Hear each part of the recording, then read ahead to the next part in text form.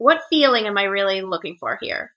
I want to numb out, or I'm bored, or I don't want to do this hard task I have coming up, you know? And so the real question is like, what are you hoping that scrolling will solve for you?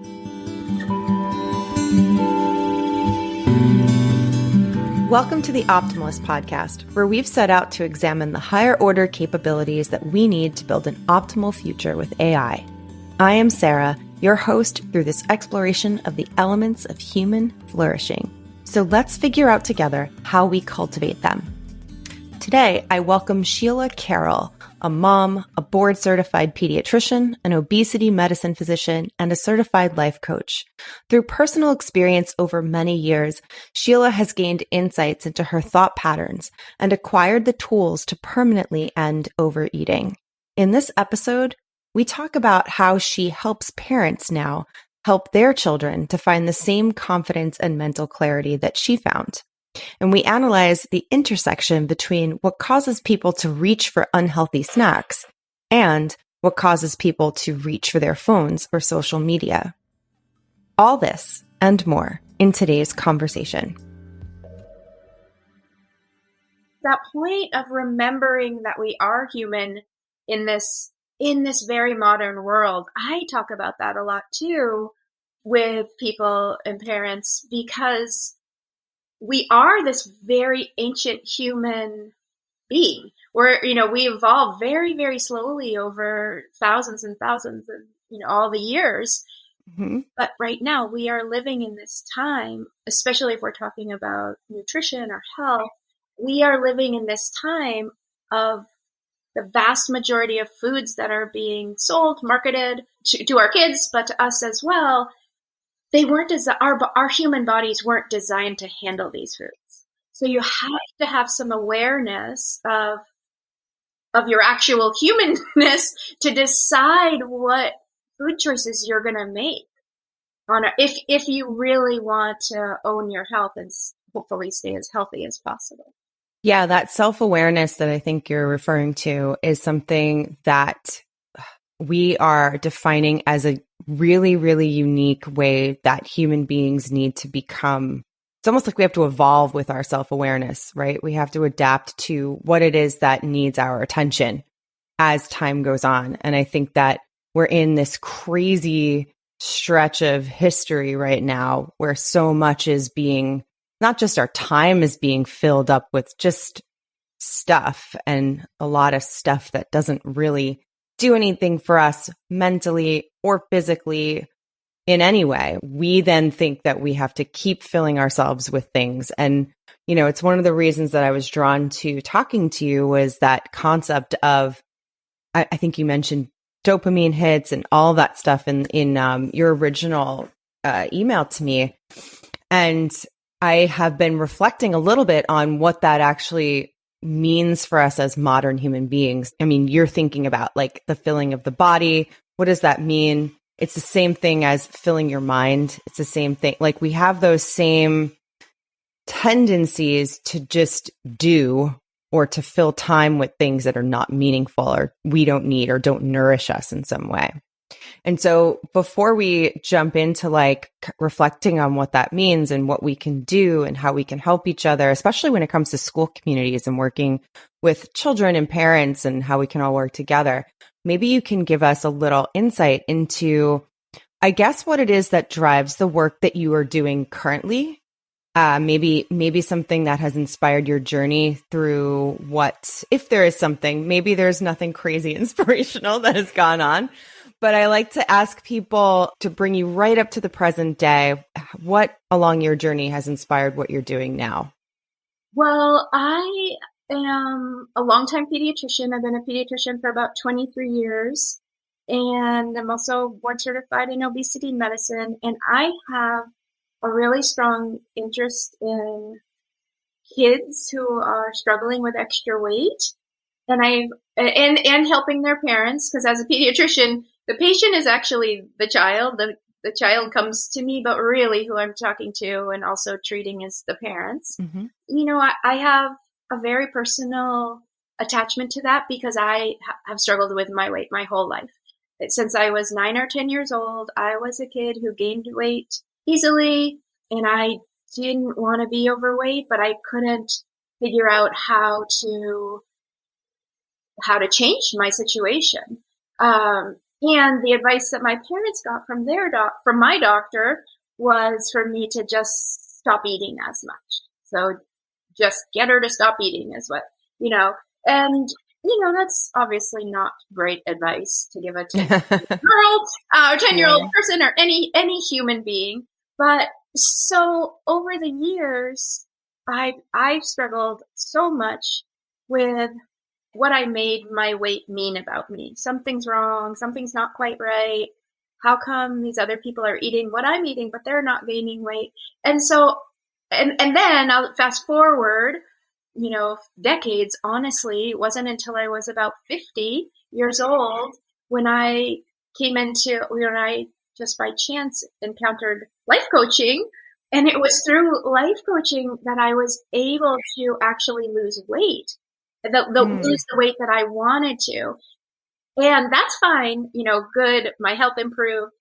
But more important than that was I became free from that problem because I now knew I learned the tools and the skills that I could be in charge of, what I was eating, all of the things that allowed me to weigh what I want to weigh.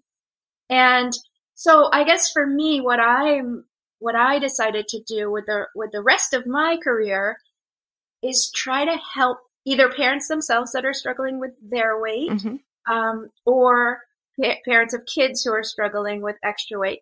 Teach the parents the tools and skills that they need so that they can help their kids. Not necessarily lose weight, because it's not really about the weight, the number, but it's just about their health, and save them so much distress and discomfort and honestly the pain and suffering of if you are overweight and you don't want to be. It is really, really a hard thing for most people to manage. So that's what I decided to do. So then it really ties in with awareness and focus and being present and being mindful and making choices on purpose. And it's so powerful because honestly, the same skills that you need or the same skills that you can use to help manage your weight or make food choices are super important life skills that will help you in every other aspect of your life as well. Yeah. So when you discovered the coaching aspect and the helpfulness of diving into that, was it a discipline or a routine type of, like, what was it that kind of started to click for you as feeling like something was working that was different? Well, it was two things. One was it was so funny that I learned a different medical approach to weight loss through life coaching than I did through medicine. So this approach is becoming more and more like well known, but it's basically eating in a way that keeps your insulin level low. It doesn't go, it's called the carbohydrate insulin model of weight gain and weight loss. I started decreasing the amount of decreasing the amount of processed foods, decreasing the amount of added sugars, and decreasing the amount of flour in my daily diet. And what that did hormonally for me was kind of, we use the term like reset to factory settings, kind of like what we were talking about before, like going back to our ancient human bodies. They weren't designed eating these foods. Right. So I started eating in this new way, and what happened was my body responded so well, and I had so much more energy, and I wasn't hungry, because why I had failed so many previous diets was I was always hungry. So eating in this new way, choosing new foods to eat, allowed me to really feel kind of like just natural in my eating. I eat when I'm hungry, and I stop when I've had enough. And it's just allowed my body to kind of be how it should be. And the other thing that I was going to add about the life coaching part that was so powerful was and it's going to sound so obvious when I say it, but it's really so powerful when you think about it. It's based on the cognitive behavioral therapy model that our thoughts create our feelings and our Mm-hmm. feelings drive our actions. So when Mm-hmm. you are a person who eats like for me emotional reasons, or stress or boredom or fun, even to add fun to your life, or all of Mm-hmm. these things, that action of eating is not just happening out of the blue. It's coming, so you can trace it back to a thought and a feeling that you're having, that's driving you to take that action. And that in and of itself too, that knowledge, it's so empowering and freeing, because then you can be like, oh, it's my thoughts that are creating, my feelings, which is why I'm doing what I'm doing. Right. Yeah, so those two things put together for me were really, honestly, life changing for me. And I'm like, oh my goodness, this is so awesome. I have to help people figure this out.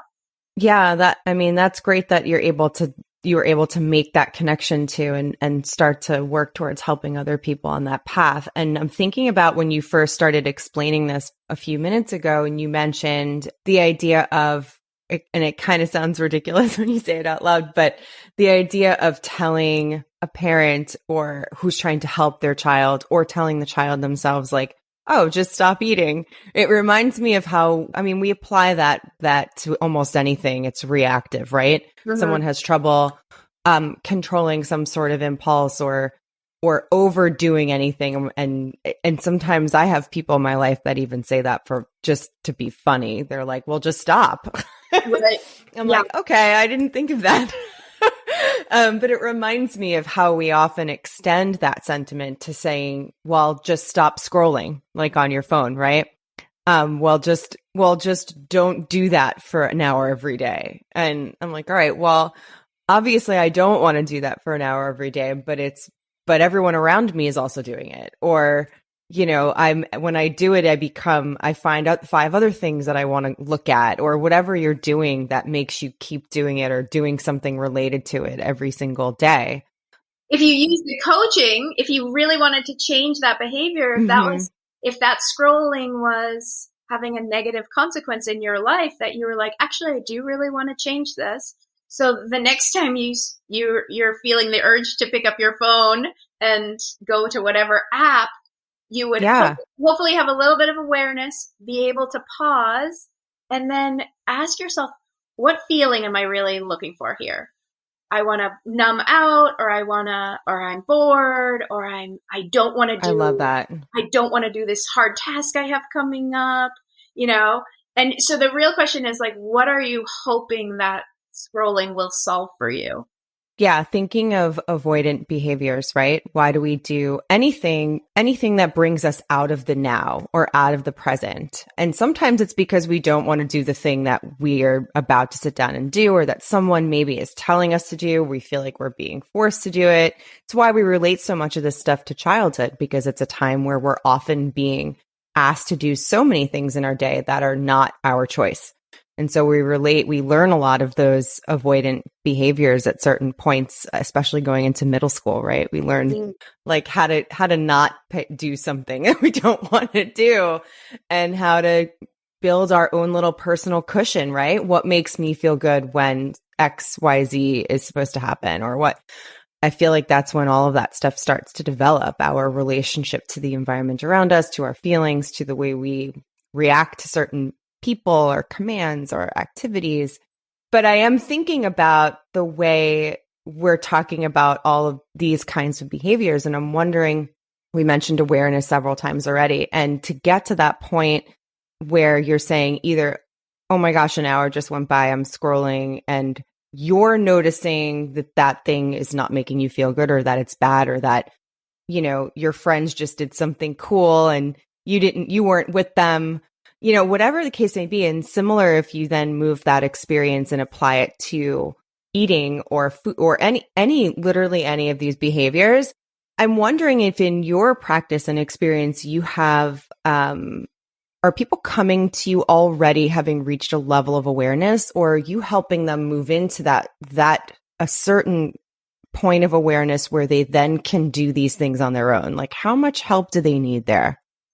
It's a pretty big spectrum. And so Mm-hmm. I think there needs to be some education, even in the first, there needs to be some understanding that there is a different way, Right. or, so some people come and they're like, I have a problem that I really want help solving. And, and some people, are still on that runway of like, is this even a problem? I can't tell. But helping people gain awareness and in either step is so powerful. So it just depends on the individual person. It's very, very individual. And then is it difficult, or are there specific steps that are taken for them to, I mean, because everyone is always going to need some level of support from other people around them in anything like this that they're doing. But are there steps that are taken that can get a person to take more ownership on like themselves as an individual? Like, where, I don't know, I feel like so much of our struggles today are feeling like we don't have control, or like we're not supposed to have agency over. And I know that a lot of this comes from feeling like other things, like our technology around us is just in charge of our attention and where our attention should go. And what we see in media is often part of that control. And we then, I think, can kind of be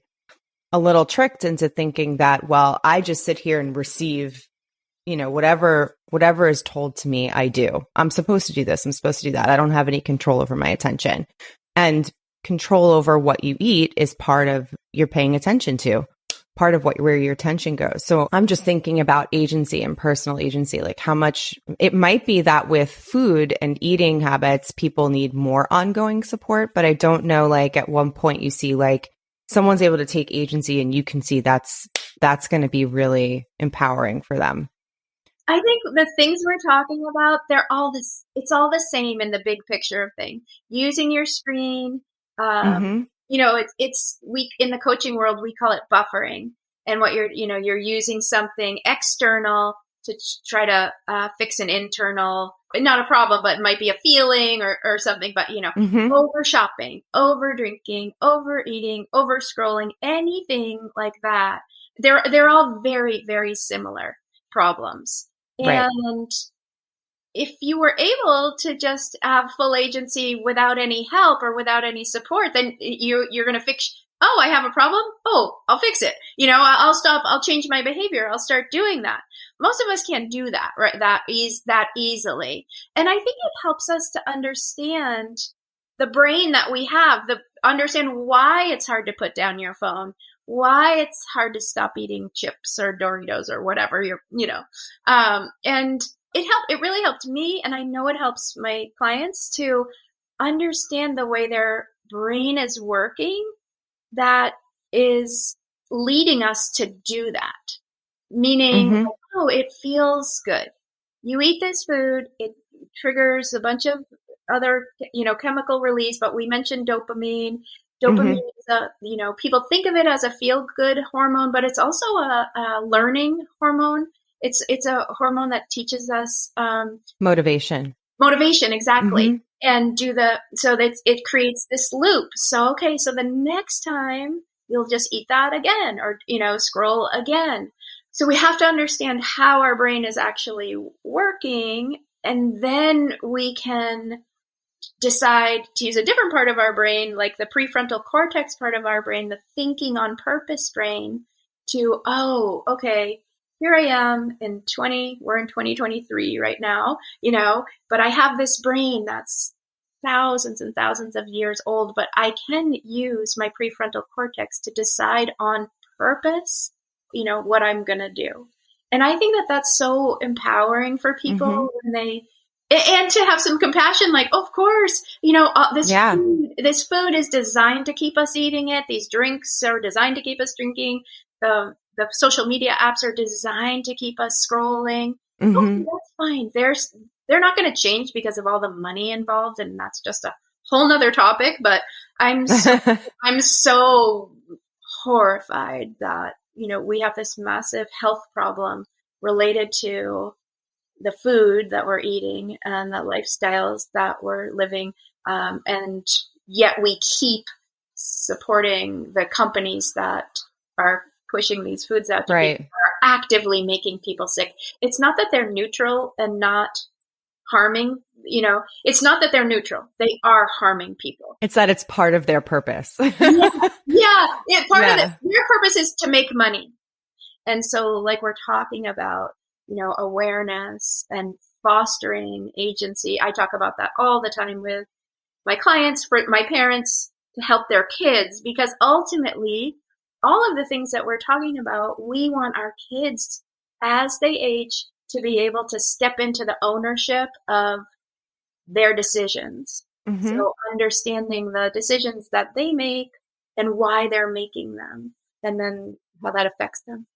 And so I'm guessing that a lot of this process of when you're talking about learning how to use a different part of the brain and motivation, a lot of process of getting individuals to take that ownership, awareness, and then ownership, independent of needing so much help from others, likely has a lot to do with goal setting, is what I'm thinking, right? And that's got to be a very individualized process for each person. Yeah, and I think it's temperament based too, and I think Okay. it's just, and also there's so many factors influencing this, Hmm. and it's how do you feel about yourself? Do you think you're a person who can actually, are you, quote, strong enough, or can you make these changes, or are you a person who can succeed at that? It's your self belief. I happen to Yeah. believe everybody can change. I change. Hmm. If I can change, anybody can change. So I truly believe that, but it's, we bump into this all the time. People have these self-limiting beliefs, limiting Hmm. stories. The stories they're telling themselves are not helpful. And so that's like, I love that, the power of coaching, when if someone's willing to talk about that, or willing to look at that. What I always say is, you can keep your story. That's fine. It's yours, and I'm not trying to take it away from you, but let's look at how what you're saying to yourself, is that helping you get what you really want, or be the Hmm. person you really want to be. And so I just think that that is so empowering. And I want all parents to know this, because I want parents to teach their kids that, and have the kids have the freedom to really, not be limited by the stories they're telling themselves. And what you just said about who you want to be, to me, that's actually the kind of goal setting that I'm thinking about when it comes to lifestyle habits that you're trying to change. Because I mean, that's how I think of things. Like, I'm constantly having to say, as someone who's changed her life path like 4 times since in the last 20 years, Yeah. like, and all of it is as I learn more about who it is that I want to be, or what kind of lifestyle I want to embody. Like, you just learn what contributes to that life along the way, and you have to tweak it. And so, some of the things we're talking about are ways that starts early on, in childhood, when you don't have a lot of agency over a lot of other things. What is yours to kind of start to think about, but the way what you put into your body and your mind, I think, is where we start. And then as you get older, what do you want? Like, who do you want to be? What is the person, and what do you need to do to bring to kind of draw that life to you, and create it around you? And I think that is so powerful. I have a son who's 11 right now. He's about to be 12 in a couple of weeks. Hmm. And we have this discussion all the time. Who do you want to be? Like, he plays sports. Who do you want to be on the soccer field? Who do you want to be in your classroom? And, so this period of time for him is such a period of growth, of, trying to discover who he really is, or not discover who he really is, but step into who he really is, and Right. And be, let that grow and let evolve. it grow, Yeah. and follow your interests, and follow. And I will say, looking back at my life, this is something that, me being an overweight teenager, I was so distracted by my weight and trying to fit in. I didn't really focus on that, on what we're talking about, like developing into your authentic self. And and Right. and at least my own personal journey was so affected by my weight. that Mm-hmm. it sucked up so much of my brain energy. And so I feel very strongly like we got to help our kids. I don't even care what you weigh, but don't let your weight suck up all your mental energy so that you can't do these other super important developmental tasks. I like that you're saying like the number isn't a problem, but if it's something that for you specifically is on your mind, energy is a big thing to me. What takes up your physical and mental energy, the mental being the big thing because it affects everything else.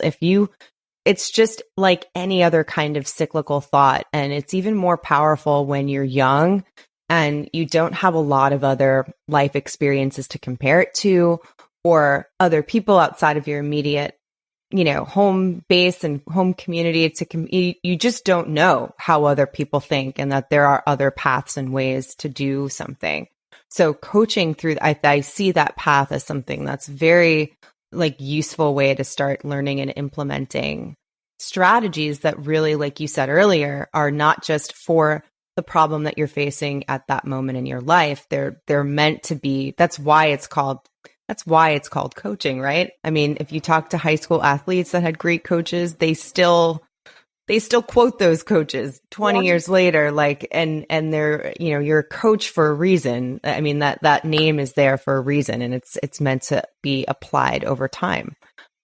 So I'm wondering if there's anything, I know that our audience primarily right now at this moment is a lot of educators, parents as well, of course, but a lot of educators and school leaders, people who work in support of school communities. And so I wanted to know if maybe there's any, I hate to say advice, but something that maybe you want to leave a population of people who work so closely with young people every day and likely is hearing a lot of what you're saying and having it resonate with things that they see in and out of their classroom. So I'm wondering if there's anything that you would leave people in this profession with as far as working with people that might be dealing with any kind of issue that is compulsory or taking over the looping thinking of the mind, any of these things that we know teachers are the first people that see those issues.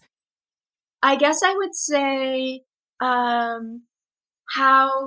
the model you're setting at school or in the environment that you're interacting with the kids, because the kids are still watching, and so the parents, definitely the parents for sure, being like healthy role model. I know that sounds so boring and generic and blah. I mean, that's all I talk about these days is modeling in terms of everything. It's so powerful. It's so powerful. And so it's the same thing with our phones, with our movement, our as an adult, our exercise. Basically, I am working on who do I want to be, the parent I want to be on purpose for my child. Who do I want him to see? What do I want him to see me doing every day and not doing, And the other thing that I love the whole idea of, and that I think so many kids benefit from if we do it on purpose, is being willing to reflect back to the child, be the mirror that reflects back to the child their 100% worthiness and their 100% valuableness without them having to do anything. Like, you don't have to have good behavior. Yeah, we want good behavior, of course. I'm not saying that. You're like, scratch that. Teachers are like, yeah. Off. But they just turned us off. They're not listening anymore. She is a quack. My point is, like, for example, I'll just use overweight as an example. We oftentimes, kids who are overweight or teens who are overweight, they feel less valuable and less seen and less worthy than their normal weight peers. And they think, I need to lose weight so that I can be a better person or a more valuable person. Right. Whatever they have applied to that. Yeah. Yeah, exactly. So I think, we might tell them that's not true and using our words, but even a little bit more powerful for that is if in your interactions with the child, you are just reflecting back to them their goodness, their wholeness. They're already done perfection. They don't need to change. Yes, Right. there's reasons to want to change. You can evolve. But they have to be, that motivation has to be like, I don't feel good because of this. But it can't be, I think so and so is perfect. Like you're saying, right? Placing those comparison models is not the reason to change anything. The reason to change is something that you feel like you want to be better at something. Yeah, knowing that you're already good inside, good enough, good. And then, okay, and I want to change the way I'm eating or the way I'm sleeping or the way I'm whatever moving. And we know how hard that is for adults to do. It's so hard for everybody. And the kids are always looking to us grown-ups to tell us how they should feel about themselves. So we need to be telling them, you got to feel or you can feel good about yourself because you're good, and then they'll internalize that. And then they'll be more empowered and they'll feel more free and it'll be easier for them to change. So much easier to change from a place of wanting to change as opposed to like, I have to change so that I can, be better. And it's the same thing. And I think about when I'm thinking back to using, technology or how much time I spend on a certain app or social media. Like I know why something doesn't make me feel good. And I also know the things that I could replace that time with, or I should replace that time with. And this is not just talking about me, but anybody, but I think it might be a healthy way to similarly to be thinking about the issues that you're talking about, because it can't just be comparing yourself to other people. Like part of, I think, that modeling is saying, well, if I want to change this about myself. And if I do, here are the benefits, right? Yeah. Outside, like here are the other parts of my life, like we were saying earlier about it's not just applicable to one activity, but like how are other parts of my life going to change if I change this thing?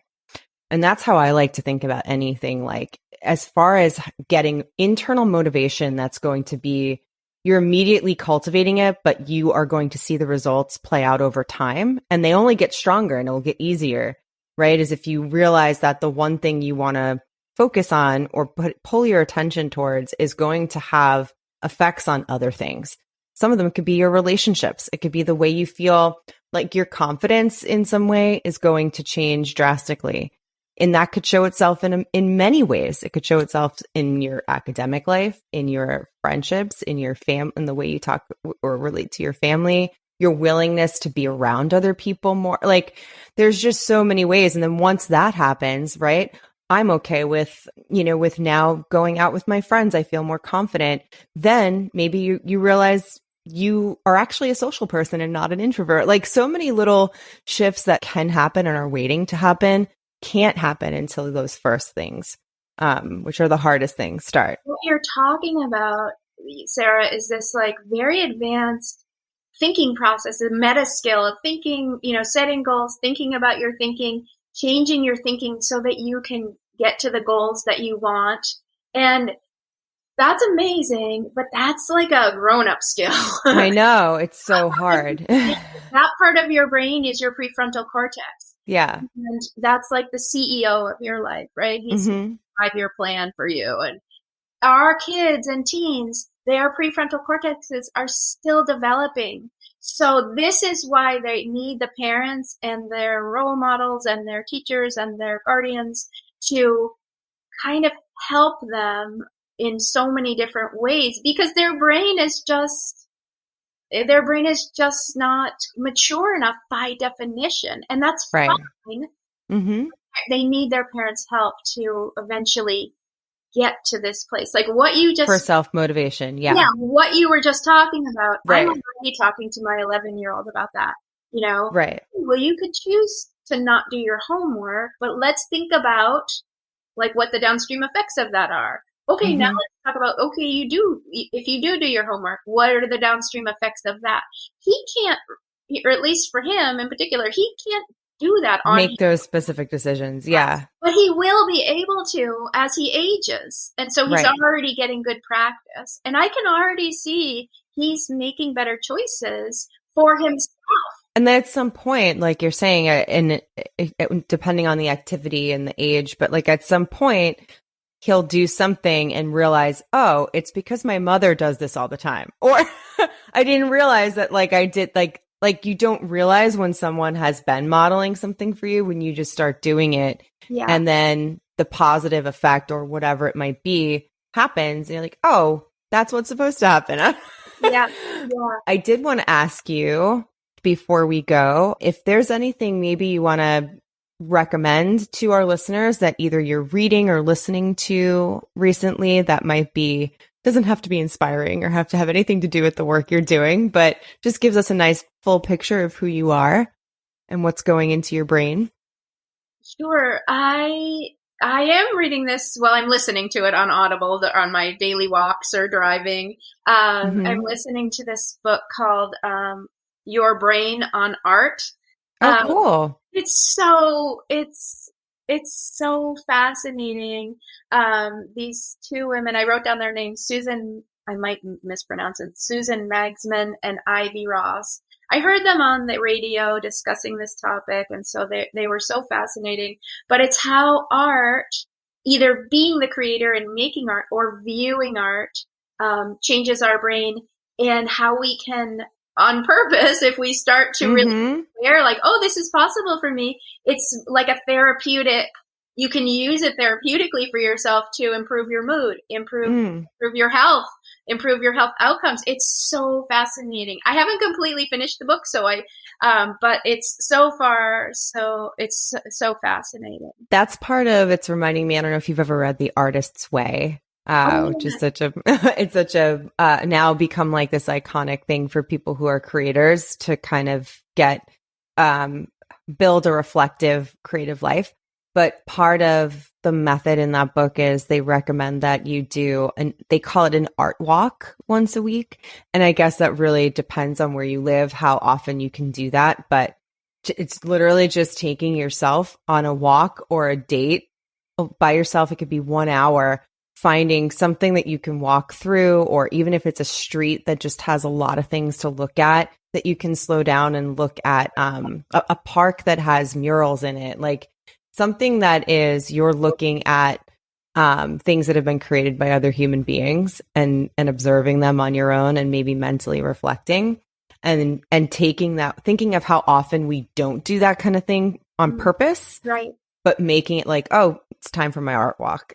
and then you do it. Maybe it's 1 hour every Friday afternoon. You go on an art walk somewhere and you drive yourself somewhere and you walk around. It could be a museum, like a traditional place where it's filled with art, but it could also just be walking around a new neighborhood and looking for art that you've never looked at before. Yeah. That's so cool. I know. I love that idea. In Maine, and so I live right, tons of gorgeous nature, gorgeous scenery. So I kind of do that. I do that, but with nature. But I haven't ever tried on purpose. Oh, I should look around and look at. I just started doing it like a month ago, and it's so great. Yeah. That's cool. I like the sound of that book, though. I'm going to look into that. And what about listening? Are you listening to anything, or you can say no and just we can go on our way? Music-wise, you mean? No, podcast. I don't know. I'm a podcast listener. Oh, geez, I'm a huge podcast listener too. Well, I listen to the Life Coach School podcast, which I think everybody should. It is so empowering and freeing. I think Brooke Castillo, she's a genius. I also listen to a podcast called On Being Well with a person you might know, Rick Hansen. He's a PhD, and it's his podcast. It's actually his son's podcast, and then he's on it a lot. Okay, they talk about these really, really just interesting topics in psychology, and but so I'm a podcast consumer. Me too. Helps me to get my cleaning done. Oh, I know what's released every day of the week. It's me a problem. Too. I know. Sometimes I'm like, oh, it's Tuesday. It's time for such and such. But that's my life. And so then lastly, let's just give everybody some insight into where they can find you on the internet, or I'm not sure if you have social media you'd like to share with anybody where they can connect with you, but anywhere where you'd like to give people some more access to you and your work. Sure. I have a website, SheilaCarrollMD.com. And then I am on social media, but just kind of a little bit. I am trying to up my social media game. Okay. No problem. Just my Instagram at Sheila Carroll MD, I think is what okay. On Instagram. I am trying to really offer, I have a blog on my website and people could email me. I am trying to provide education and skills and tools that parents can use to help their kids. So that's my focus. Great. And so all of that, we'll have all of those links and information in the show notes so people don't have to run and write something down. They can go and click on links pretty easily here. Well, thank you so much for talking with me, for being what I'm pretty sure by when this comes out will be the first person interviewed on the Optimalist podcast that is from outside of our immediate educational circle, which is so cool. Wow, thank you. I feel honored. I hope this episode inspired you to reflect a bit more deeply on the habits that we sort of collect for ourselves without even realizing it sometimes. How can we create new neural pathways to form better alignment with our goals and ability to flourish? You can let us know what you think by leaving a comment on Substack if you are a subscriber, a review in Apple Podcasts, and you can reach me on Twitter at scandela9. The hashtag Optimalist can be used when posting answers to questions we ask here, and I'll be sure to see it. I can also be reached at Sarah, with no H, at getengageable.com. You can listen and subscribe to the Optimalist podcast wherever you love listening to great podcasts.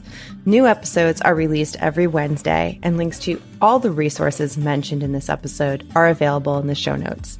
The Optimalist podcast is brought to you by Engageable, the only app that gives you the mindful pulse you need for doing better. And it's free. Create an account today at getengageable.com or by downloading Engageable on any iOS or Android device. You can also follow us at Get Engageable on Twitter and Instagram. Thanks for listening to The Optimalist, and I'll be back next week with a new conversation. Stay engaged.